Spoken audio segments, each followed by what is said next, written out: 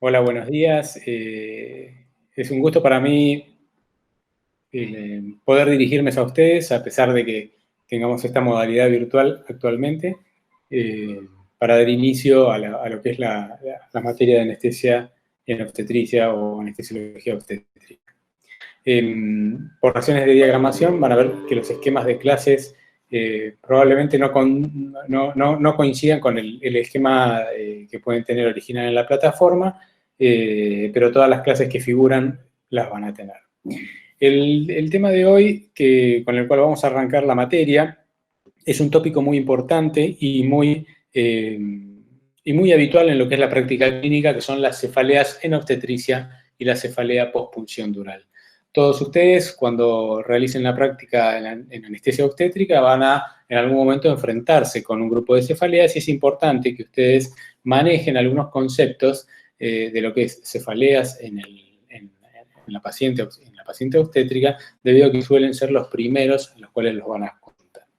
De manera organizativa, la presentación consta de dos partes, lo que es las cefaleas posparto y la cefalea pospunción dural, ¿sí? Con todos sus elementos de estudio, lo que es la definición, incidencia, prevención y tratamiento y otras cuestiones. Como bien les dije, la cefalea posparto es una entidad muy común, es una cefalea muy común y que siempre necesita tratamiento, ¿sí? Y van a observar que en muchos hospitales de la Argentina la analgesia del trabajo de parto es un estándar en la institución, razón por la cual involucrarse en el manejo de la cefalea es importante y además, como ustedes, como anestesiólogos, en general son el primer eslabón en ser consultado, razón por la cual deben conocer los diagnósticos diferenciales, deben conocer lo que se denominan las banderas rojas y deben conocer algunos algoritmos de manejo para el tratamiento de las cefaleas en el trabajo de parto, las cefaleas en las pacientes obstétricas.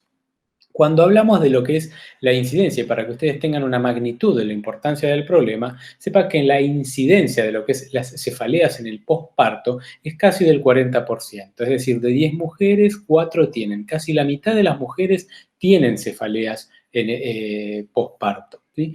Y esas cefaleas, afortunadamente, no son producto del accionar médico anestesiólogo, ¿sí? Esas cefaleas habitualmente corresponden a otros trastornos que no se asocian, es decir, que no se asocian a la práctica anestesiológica, o es decir, al bloqueo neuroaxial. De esta manera, ustedes van a observar que la mayoría, voy a conectar la computadora, perdón, que se me está quedando sin batería, van a observar que la mayoría de las cefaleas corresponde a cefaleas de origen no anestesiológico, ¿sí? Y solo un porcentaje muy bajo de ellas corresponde a lo que son cefaleas por disminución de la presión del líquido cefalorraquídeo. Con respecto, y desde un punto de vista educativo nada más, vamos a clasificarlas en dos grupos, cefaleas primarias y cefaleas secundarias. Como cefaleas primarias vamos a tener las migrañas, cefaleas tensionales, cefalea en clúster, y las cefaleas secundarias son aquellas que se deben por un mecanismo secundario a la cefalea, como ser la anestesia regional, en este caso la cefalea postpunción dural, que en las siglas en inglés PDPH, cada vez que diga PDPH es la cefalea postpunción dural, cefaleas secundarias a complicaciones obstétricas como la eclampsia y preeclampsia, cefaleas secundarias a lesiones neurológicas que van a observar en las pacientes embarazadas, por un mecanismo vascular, accidente cerebrovascular, la trombosis del seno venoso, el PRES y el síndrome de vasoconstricción cerebral reversible, y cefaleas asociadas a tumores y otras que vamos a ver en otro capítulo. Así que recuerden que, afortunadamente, la minoría de las cefaleas que ustedes van a observar y en las cuales van a estar involucrados son cefaleas secundarias, ¿sí? Y la que más les importa a ustedes en lo que atañe a este capítulo son las cefaleas postpunción dural y las cefaleas de origen neurológico. Como bien decimos, y como la corriente y la coyuntura actual trata de manejarse a través de algoritmos, sepan lo siguiente, que hay que tener en la cabeza siempre 3 o 4 alarmas para el tratamiento de las cefaleas. El trabajo que ustedes observan acá es un algoritmo de manejo o de orientación diagnóstica de una cefalea publicado en el 2007 en la American Journal of Obstetricia, es un trabajo de Estela muy interesante, en el cual lo que utiliza, lo bueno que tiene, lo interesante que tiene este algoritmo es un acercamiento rápido al problema. Es decir, ustedes tienen una mujer, ¿sí? Una mujer con una cefalea severa, ¿sí? Entonces, lo primero que pienso es, esa mujer está normotensa o carece de un déficit neurológico, entonces lo más probable es que sea una cefalea secundaria a una migraña o una cefalea tensional. Le voy a administrar el tratamiento. Si con ese tratamiento la paciente responde bien, retrospectivamente digo, bueno, es una cefalea migrañosa o una cefalea tensional. Pero si esa cefalea no responde bien, considero que esa cefalea es producto de una punción dural accidental.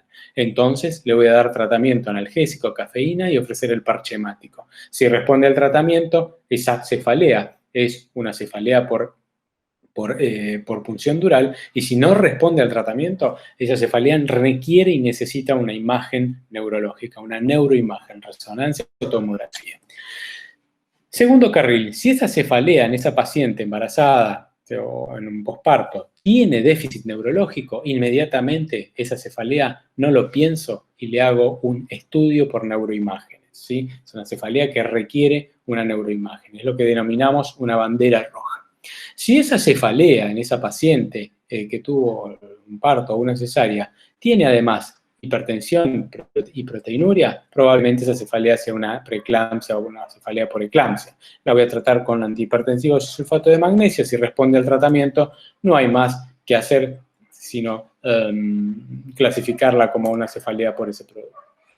Entonces, sepan que cualquier cefalea que es continua y refractaria y que no calma ni con la posición, ni con parche hemático, ni con analgésicos, o una cefalea que presente signos de foco o alteración del estado mental o del sensorio, o una nueva cefalea o un cambio en el patrón de una cefalea preexistente o aquella cefalea que se asocia a vómitos incontrolables, es lo que se denomina banderas rojas. Son las características intranquilizadoras de una cefalea, ¿sí? En estos casos, lo que deben hacer ustedes es consultar de manera inmediata para realizar un estudio por neuroimágenes, ¿sí? Un estudio por neuroimágenes. ¿Cuál? El que tengan a mano, el que tengan más rápido a mano, resonancia o tomografía, o el que mejor se adapte a lo que ustedes quieren ver, ¿sí? Entonces, sepan que el universo de cefaleas que ustedes se van a enfrentar, ¿sí? Al universo de cefaleas que ustedes se van a enfrentar, hay un grupo que necesita un tratamiento rápido o una conducta rápida por ustedes, que son aquellas que se asocian a los déficits neurológicos, ¿sí? Hemorragia subaracnoidea, trombosis venosa central, síndrome de vasoconstricción cerebral reversible y la encefalopatía posterior reversible. Esas cefaleas son cefaleas que requieren una acción rápida por ustedes para diagnosticar y tratarlas. Y las cefaleas por disminución de la presión intracerebral son esas cefaleas que ustedes van a producir a través del accidente dural, es decir, a través de la punción accidental de la dura madre. Como bien les dije, y no nos vamos a detener demasiado en lo que es migraña y cefalea tensional, es la cefalea más frecuente y la cefalea que más le van a consultar, y esto se debe a que a las mujeres embarazadas, por una cuestión de oscilaciones hormonales, de privación de estrógenos y de privación de sueño, determinan gatillos para cefaleas de tipo migrañoso y tensional. Suelen asociarse a una historia familiar de cefaleas, ¿sí? Con múltiples episodios, y a veces algunas de esas cefaleas tienen una característica que nos desorienta o que hace que le pidamos algún estudio por neuroimagen, que son las migrañas con aura. La migraña en la paciente embarazada con aura es una migraña, es una cefalea que puede llegar a tener o que puede acompañarse de lo que es un síntoma neurológico, ¿sí? Sin esconder patología orgánica. Es decir, puede ser un déficit neurológico, alguna parestesia asociada a la cefalea, pero ese es el aura migrañoso, ¿sí? Que habitualmente dura pocos minutos. Con respecto a la cefalea de la preeclampsia, que tampoco nos vamos a detener mucho en esto porque lo saben bastante bien de obstetricia, recuerden que el síntoma de la cefalea es una cefalea punzante bilateral que se puede asociar a visión borrosa y escotomas, ¿sí? Se puede asociar a visión borrosa, pero se acompaña siempre de hipertensión arterial, dolor epigástrico, alteraciones en lo que es el filtrado renal, proteinuria, edemas, etc. Y el tratamiento de esas cefaleas no es un tratamiento con parche hemático epidural, sino que es un tratamiento con sulfato de magnesio y antihipertensivos e inclusive analgésicos, ¿sí? Esa cefalea no necesita una neuroimagen, ¿sí? Es una cefalea en una mujer hipertensa o con preeclampsia, con alteraciones en el filtrado renal, ¿sí? Y que no tiene síntomas de foco o que no tiene características intranquilizadoras de la cefalea, ustedes no van a necesitar estudios por neuroimagen. Estas cefaleas que ustedes van a observar ahora son las cefaleas por disminución de la presión intracerebral. Estas cefaleas son las cefaleas que se producen por la lesión dural con la aguja epidural cuando ustedes realizan un bloqueo peridural o un bloqueo subaracnoideo. Y sí, un bloqueo subaracnoideo puede generar una cefalea por disminución de la presión intracerebral. ¿Cuál es la etiología? Disminución de la PIC, ¿sí? La disminución de la PIC. La disminución de la presión intracerebral, producto del leak o de la fuga del líquido cefalorraquídeo del espacio subaracnoideo hacia el espacio peridural, determina cambios, inclusive humorales y diversos mecanismos inflamatorios que gatillan la cefalea. Pero sepan una cosa, no solamente puede ser por fuga de líquido cefalorraquídeo.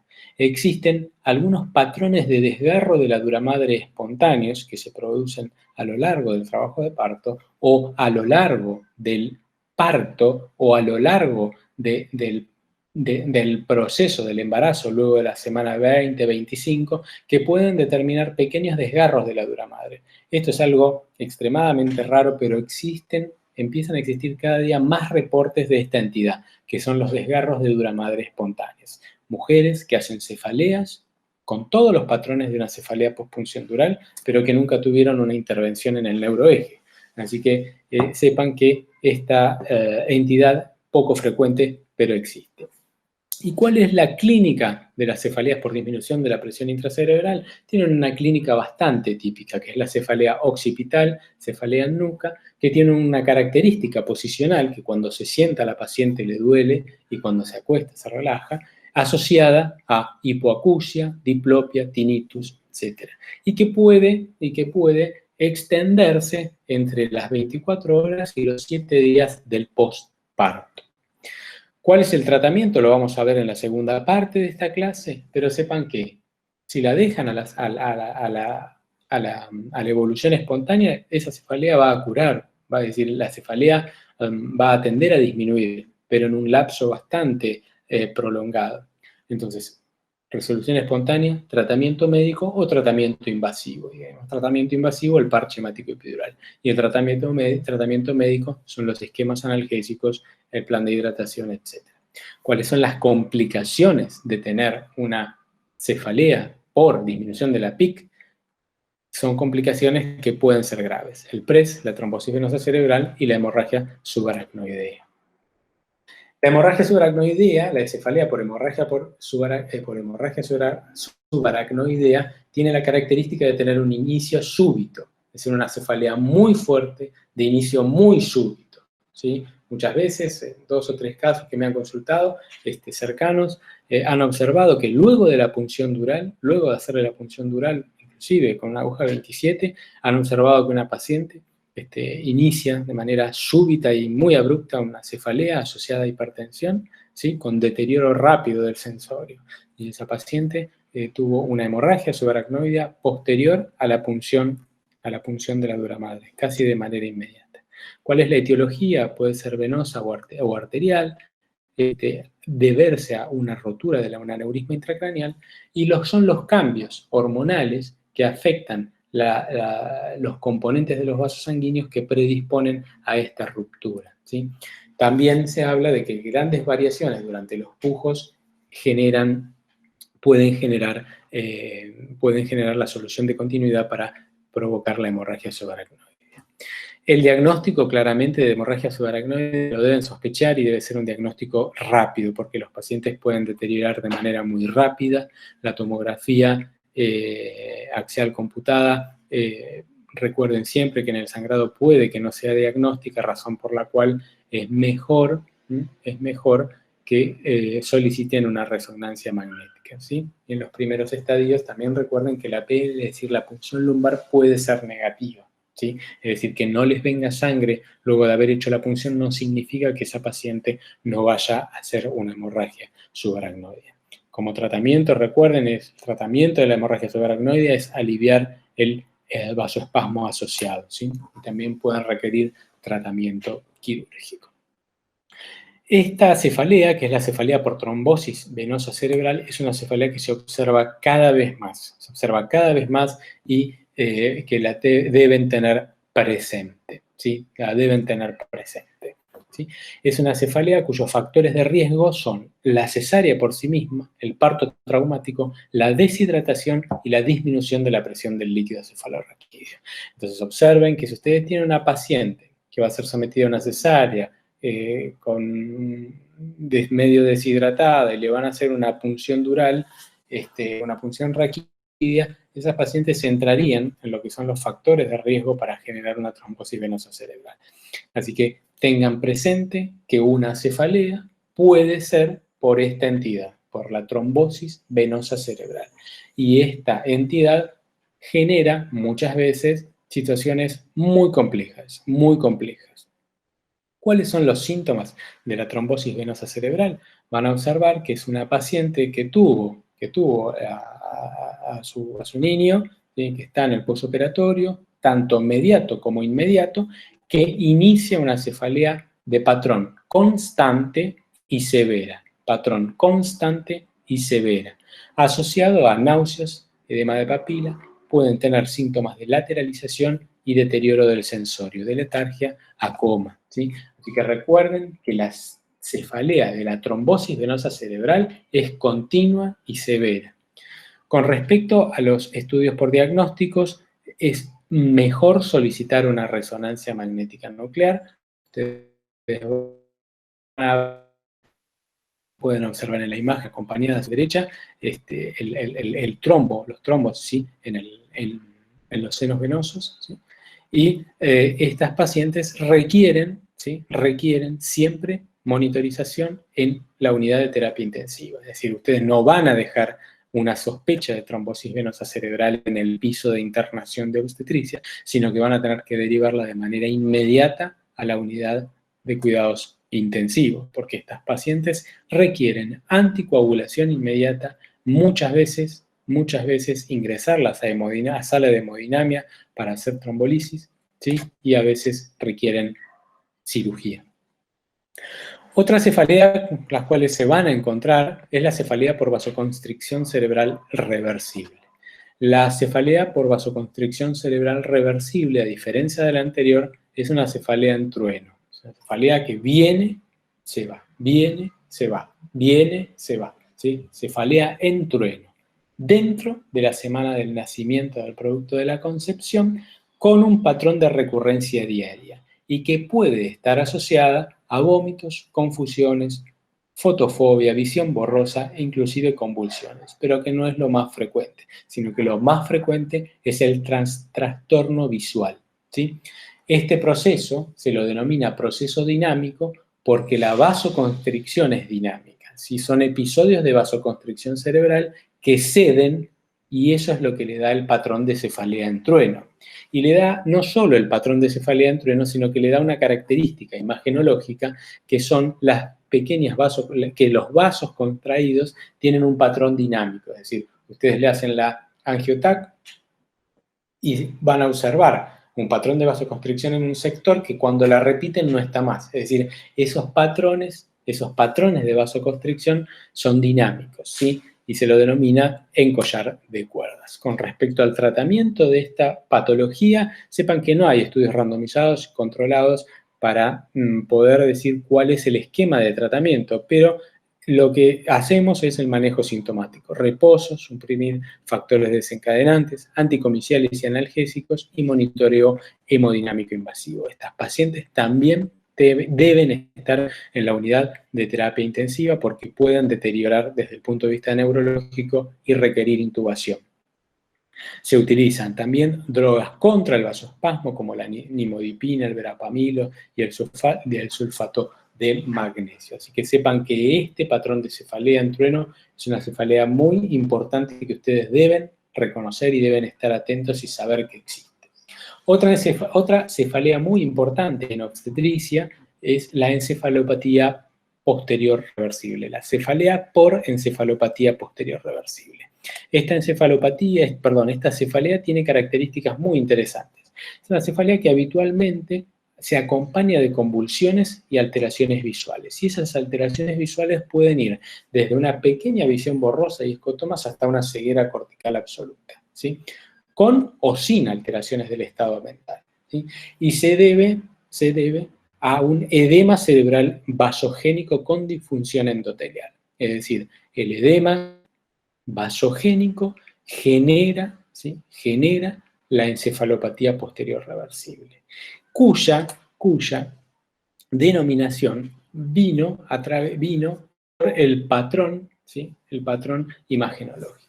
Es decir, la encefalopatía posterior reversible, que se la denominó inicialmente posterior reversible, era por el patrón de la resonancia magnética nuclear, en la cual se observaban en las áreas posteriores, ¿sí?, las hiperintensidades corticales, como ustedes pueden observar. Pero sepan que si hay hiperintensidades en otra ubicación con el patrón clínico de la encefalopatía posterior reversible, también es una encefalopatía posterior reversible. Es decir, que la hiperintensidad que ustedes observan en los lóbulos occipitales puede no estar en lóbulos occipitales, sino que en otros lóbulos, ¿sí? Así que la presentación clínica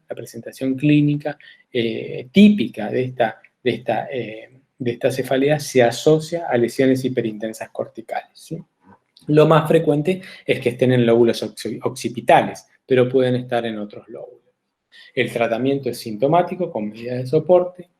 Estas pacientes deben estar en unidad de terapia intensiva y, al igual que los casos anteriores, sulfato de magnesio, antihipertensivos y anticomixiales es el tratamiento.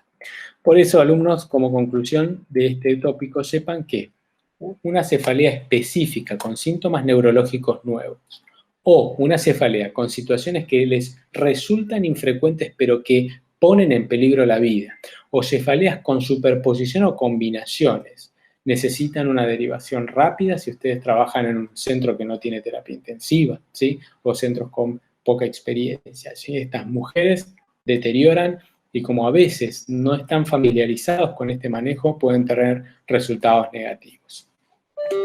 Entonces, bien, vimos las cefaleas postparto y ahora nos vamos a dedicar a lo que es la cefalea postpunción dural. La cefalea postpunción dural es un problema de salud pública debido a que causa postración, incapacidad del cuidado al recién nacido a través de la madre y aumentan en lo que es la estancia hospitalaria. Y no solo eso, sino que también genera o puede generar morbilidades serias, como son las alteraciones visuales y auditivas, las náuseas, los vómitos, las convulsiones y el hematoma subdural. Con respecto al diagnóstico, bueno, la Sociedad Mundial de Cefaleas la define como aquella cefalea que empeora dentro de los 15 minutos, ¿sí?, de sentarse o pararse, y que mejora dentro de los 15 minutos luego de recostarse, sumado a uno de los criterios siguientes, criterios C, B, C o D, el antecedente de punción dural dentro de los 5 días, ¿sí?, de realizada. Entonces, ¿qué podemos hacer nosotros desde lo que es la cefalea postpunción dural como anestesiólogos? Bueno, prevenir, ¿sí?, prevenir la punción duramadre accidental, prevenir la cefalea postpunción luego de una punción dural accidental. ¿Y cómo? Minimizando los factores de riesgo o minimizando la incidencia y severidad de la punción de la cefalea postpunción dural, ¿sí?, luego de haberla generado. ¿Cómo? A través de un parche hemático profiláctico, pero ahora lo vamos a tratar, un catéter intratecal, morfina o concentrópico. Para prevenir la punción dural accidental, bueno, lo primero que vamos a hacer, a analizar rápidamente, es si la técnica que nosotros utilizamos influye o no influye en lo que es la punción dural accidental. Y para eso van a ver que algunos prefieren bloquear con aire, utilizar la técnica con aire o con líquido. A los fines prácticos, sepan que utilizar líquido o aire es exactamente lo mismo en cuanto a lo que es lesión dural. Es decir, ustedes puncen con líquido o puncen con aire, no va a haber diferencias significativas en lo que es el accidente dural, ¿sí? No es que si punzan con aire pueden generar más cefalea postpunción, ¿sí? O menos. Nada, van a generar lo mismo. Los randomizados controlados y los metaanálisis dicen que no hay diferencias significativas, es decir, no encuentran diferencia entre los grupos de anestesiólogos que punzan con aire o con líquido. ¿La experiencia del anestesiólogo es importante para la prevención de la punción dural accidental? Bueno, sí, no es lo mismo un anestesiólogo con menos de 10 epidurales, cuya tasa de punción dural es del 2,5%, que un anestesiólogo con más de 60 epidurales certificadas, en la cual la incidencia de punción dural accidental es del 1,2, es decir, la mitad. Así que la experiencia del anestesiólogo es importante en lo que es la prevención de la punción dural accidental. La ecografía. ¿El bloqueo epidural con la ecografía sirve como para prevenir la punción dural accidental? Bueno, sepan que en la realidad la ecografía no muestra diferencias significativas entre lo que es punción dural accidental, ¿sí? Lo que sí muestra de diferente es una menor tasa de reemplazo de catéteres, ¿sí? Una menor tasa de reemplazo de catéteres. El problema es que punzar con el ecógrafo en Argentina es muy difícil debido a que no contamos con algunas de las agujas especiales que se utilizan. Hay algunas, esto es quizás más un chisme, hay algunas jeringas para hacer los bloqueos peridurales que vienen con un sistema de resorte en el cual una vez que ustedes ingresan al espacio epidural, ustedes se dan cuenta. Entonces, hacen la punción dural, hacen el bloqueo peridural con una mano y con el otro sostienen el ecógrafo. Pero bueno, eso es de otras latitudes. Sepan que la punción con ecógrafo no arroja diferencias significativas en cuanto a lo que es punción dural accidental. Con respecto a la prevención de la cefalea luego de punzar la dura madre, sepan que minimizar los factores de riesgo para que desarrolle una cefalea a veces es difícil. ¿Por qué? Porque los factores de riesgo no modificables para una cefalea postpunción son la condición de mujer joven con un body mass index bajo y la historia previa de cefalea postpunción dural y la historia previa de migraña. Esos factores de riesgo son factores de riesgo no modificables, así que sobre eso no vamos a poder trabajar, sobre la edad, sobre el género o sobre la delgadez y la historia previa, ¿sí? Así que esos factores de riesgo no los vamos a poder modificar. Sí vamos a poder modificar otros factores de riesgo que como ser qué aguja, qué tipo de aguja, la orientación del bisel, la reinserción del estilete y la experiencia. Entonces, ¿a qué vamos? Sepan que podemos hacer cosas para disminuir el riesgo. ¿Cuál es? Utilizar una aguja de calibre menor. Sepan que si utilizan una aguja 16G versus una aguja 18G, la aguja 18G, que es más finita, van a tener una incidencia mucho más baja de severidad de la cefalea, ¿sí? Entonces el tamaño sepan que importa en estos casos, ya que la aguja 18G tiene menor severidad de la cefalea en comparación con la aguja 16. ¿Y por qué? Porque el agujero que generan es más grande, entonces el late va a ser distinto. Con respecto al tipo de aguja, y esto sepan que es válido para lo que es la punción la punción subaracnoidea en una cesárea simple. Es decir, ustedes, si van a elegir una aguja para punzar la dura madre, siempre es mejor que sea una aguja tipo pencil point o atraumática. ¿Por qué? Porque como ustedes podrán observar, el agujero que genera en lo que es la dura madre, observen esta fotografía electrónica, observen el tamaño y la forma del desgarro de dura madre que genera una aguja traumática versus una aguja no traumática. Así que el tipo de aguja que ustedes deben utilizar para bloquear el neuroeje siempre deben ser atraumáticas, ¿sí? Si tienen la posibilidad. Con respecto a la orientación del bisel, si bien ha sido una discusión típica de varios congresos, antes se decía que la orientación del bisel influía en lo que es la lesión dural. Pero bueno, sepan que solamente y se decía que paralelo tenía menor incidencia, pero sepan que la microscopía electrónica ha demostrado que la arquitectura de las fibras de la dura madre solamente la parte, si fuera solamente como la parte más superficial de la dura madre, tendríamos razón esta corriente que decía que paralela lesionábamos menos. Pero sepan que solamente la parte superficial de la dura madre tiene esa disposición y luego es más anárquica. Así que lo pongan o no lo pongan, orienten o no orienten el bisel paralelo, no habría grandes incidencias. Esta se me intercaló, esto es para explicar por qué algunas pacientes pueden tener hipoacusia o quedar o sordera posterior al bloqueo. Bueno, y ya que se coló, lo explico. Sepan que muchas pacientes, cuando ustedes hacen el bloqueo y si se pasan y lesionan la dura madre se encuentra en contacto con lo que es el saco endolinfático a nivel del oído y puede generar episodios de hipoacusia o sordera transitoria o definitiva. Así que es otra de las complicaciones. Con respecto a si debemos o no debemos colocar el estilete una vez que hacemos el bloqueo, sepan que sí, hay que reinsertar el estilete antes de sacar la aguja, debido a que eso, con esa maniobra disminuimos la incidencia y la severidad de la cefalea postpunción dural. ¿Y por qué? Porque si nosotros no volvemos a colocar el estilete, si dejamos la aguja sola, fibras de dura madre pueden ingresar en el agujero de la aguja y al traccionar hacia atrás generar un desgarro. Y este lake puede prolongar y empeorar lo que es la cefalea postpunción. Con respecto a la experiencia, bien dijimos que la experiencia del anestesiólogo es importante, ¿sí? Es importante, así que eso en lo que es la prevención de la cefalea postpunción juega un rol. Por último, para minimizar la incidencia y severidad de la cefalea postpunción dural, podemos utilizar algo que se viene hablando cada día más, que es el parche hemático profiláctico. Pero recuerden que dije podemos utilizar desde un punto de vista teórico, ya que no es una terapéutica avalada por el momento, ¿sí? Es una corriente que se empieza a estudiar, hay cada vez más trabajo sobre parche hemático profiláctico. ¿Cuál es esto?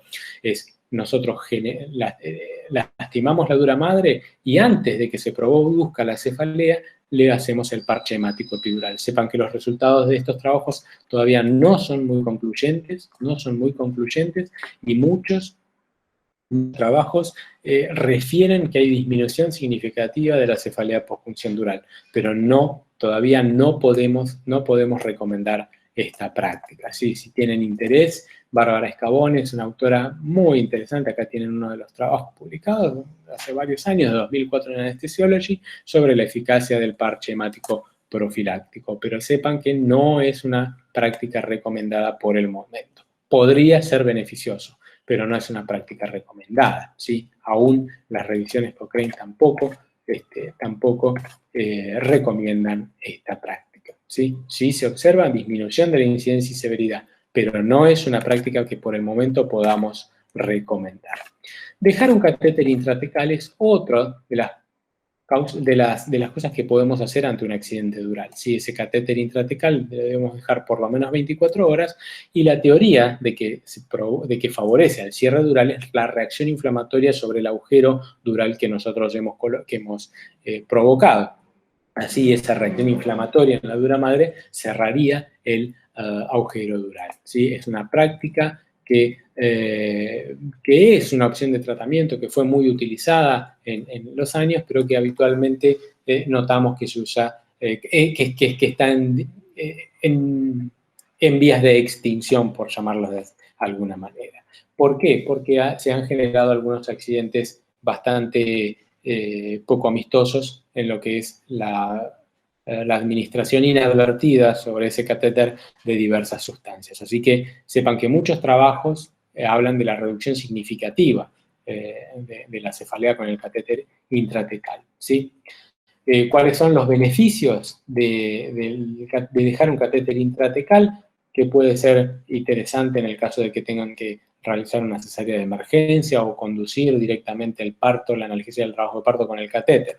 Pero siempre tienen que tener cuidado de rotularlo, ¿sí? Etiquetarlo y de colocarlo con un lavado de solución fisiológica a 2 a 3 mililitros hora, ¿sí? Así que el catéter intratecal es una opción de tratamiento.